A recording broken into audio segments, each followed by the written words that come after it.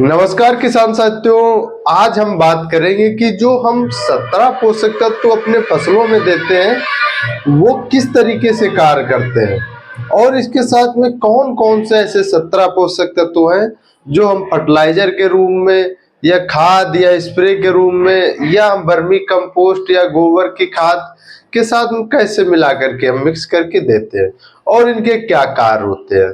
दूसरी बात आपको बता दें, बहुत से किसानों को मालूम होगा या पता होगा या उनको जानकारी होगी कि कौन कौन से पोषक तत्व हैं और कुछ को हो सकता ना भी जानकारी हो।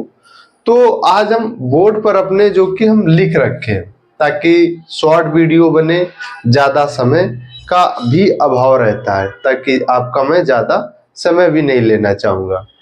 तो अगर अभी तक हमारा YouTube चैनल आपने नहीं सब्सक्राइब किया है तो आप हमारे YouTube चैनल को आप सब्सक्राइब कीजिएगा और ज्यादा से ज्यादा किसान साथियों को आप शेयर कीजिएगा। सर्वप्रथम मैं बता दूं कि पोषक तत्वों को हमने दो भागों में बांट करके रखा हुआ है, माइक्रो और माइक्रो। तो इनको हमने इस वजह से दो भागों में बांटा है जो कि ये कम मात्रा में मतलब प्रयोग किए जाते हैं कम मात्रा में, और ये अधिक मात्रा में प्रयोग किए जाते हैं। ये पोषक तत्व तो अधिक मात्रा में प्रयोग किए जाते हैं। तो किसान साथियों, पहले तो हम बात करेंगे कि नाइट्रोजन की, जो कि माइक्रो है। माइक्रो की बात करें तो नाइट्रोजन में है फास्फोरस, पोटेशियम, कैल्शियम, मैग्नीशियम और कार्बन, हाइड्रोजन, सल्फर और ऑक्सीजन। हाइड्रोजन और इसके साथ में ऑक्सीजन। ऑक्सीजन का तो नाम आप जानते होंगे कि जिसके बगैर हम लोग जीवित नहीं रहते हैं। ये भी क्या खेतों में यूज होते हैं? हाँ, जरूर यूज होते हैं, बहुत अच्छा काम भी करते हैं। लेकिन ये पहले से ही मौजूद होते हैं, कुछ प्राकृतिक नेचुरल होते ही है। लेकिन अगर हम बात करें नाइट्रोजन की तो आप नाइट्रोजन अधिक मात्रा में देते हैं जो कि बहुत अच्छा काम करता है। और वहां पर फास्फोरस हम लोग अच्छी मात्रा में देते हैं, अधिक मात्रा में देते हैं, जो कि ज्यादातर तत्व जो होते हैं तो हम बुआई के समय ही प्रयोग करते हैं। बुआई के कुछ दिन के बाद 20 से 25 दिन या जैसे जैसे रिक्वायरमेंट होती जाती वैसे वैसे हम पौधों को अपने देते रहते हैं। जिस पोषक तत्व की कमी हो जाती है उसको हमें सिम्टम्स समझ में आ जाते हैं या फिर हम किसी ना किसी डॉक्टर से हम दिखवा करके अपने रोग पौधे के जानकारी ले लेते हैं। तो किसान साथियों, आपको बता रहे हैं कि फास्फोरस भी जो कि P से हम प्रदर्शित करते हैं, पोटेशियम K से और कैल्शियम Ca से और मैग्नीशियम Mj से और कार्बन A से, हाइड्रोजन H से, सल्फर S और ऑक्सीजन O से।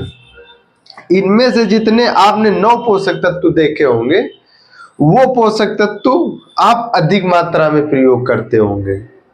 आप नाइट्रोजन भी करते हैं अधिक मात्रा में, फास्फोरस भी करते हैं, पोटेशियम भी करते हैं, कैल्शियम भी करते हैं, अन्य सभी आप अधिक ही मात्रा में करते हैं। जो कि हम ये जितने पोषक तत्व हैं ज्यादातर हम बुआई के समय ही प्रयोग करते हैं।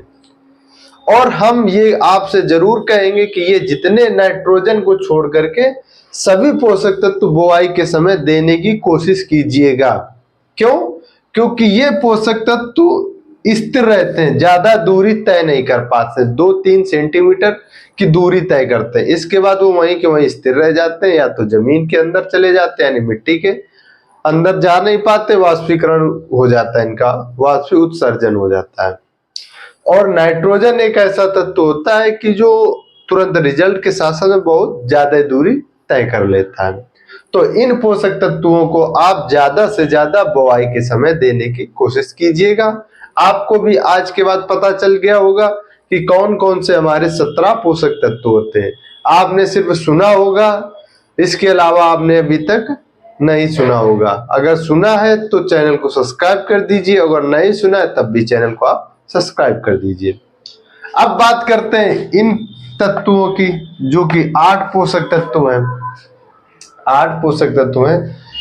लोहा मिल ही जाता, जिंक को हम अच्छी तरीके से जानते होंगे, कॉपर को भी जानते होंगे, बोरान को भी जानते होंगे, क्लोरीन, मोलिब्डेनम, निकिल, मैग्नीशियम। ये जो पोषक तत्व हैं ये कम मात्रा में यूज होते हैं, ज्यादातर ये स्प्रे में होते हैं, और अगर हम लोग स्प्रे में नहीं कर पाते हैं तो फिर यूरिया के साथ या बुआई के समय हम किसी न किसी रूप में हम पौधे को दे देते हैं।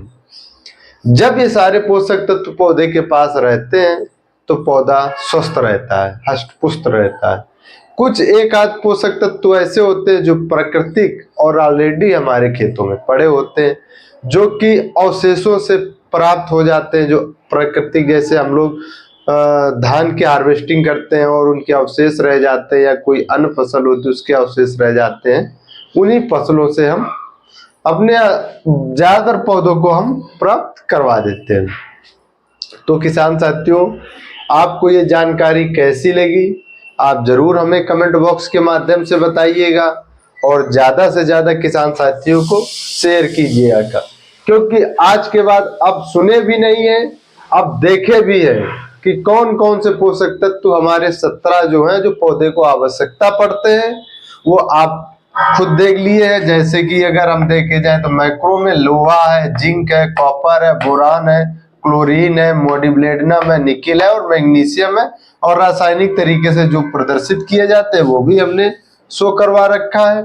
और जो अधिक मात्रा में होते हैं nitrogen, phosphorus, potash, calcium, carbon, sulphur, oxygen, जो ये पोषक तत्व है ये अधिक मात्रा में यूज होते हैं, ज्यादा हम बुआई के समय यूज करने की कोशिश करते हैं, और इसके साथ में इनके बेहतर रिजल्ट भी देखते हैं। अगर आप नेक्स्ट वीडियो हमारा देखना चाहते हैं कि किस पोषक तत्व की कमी से कौन से सिम्टम्स होते हैं, कौन से रोग लगते हैं, क्या दिक्कतें आती हैं, तो आप कमेंट बॉक्स में जरूर बताइएगा, और मैं जल्द से जल्द वीडियो लाने की कोशिश करूंगा।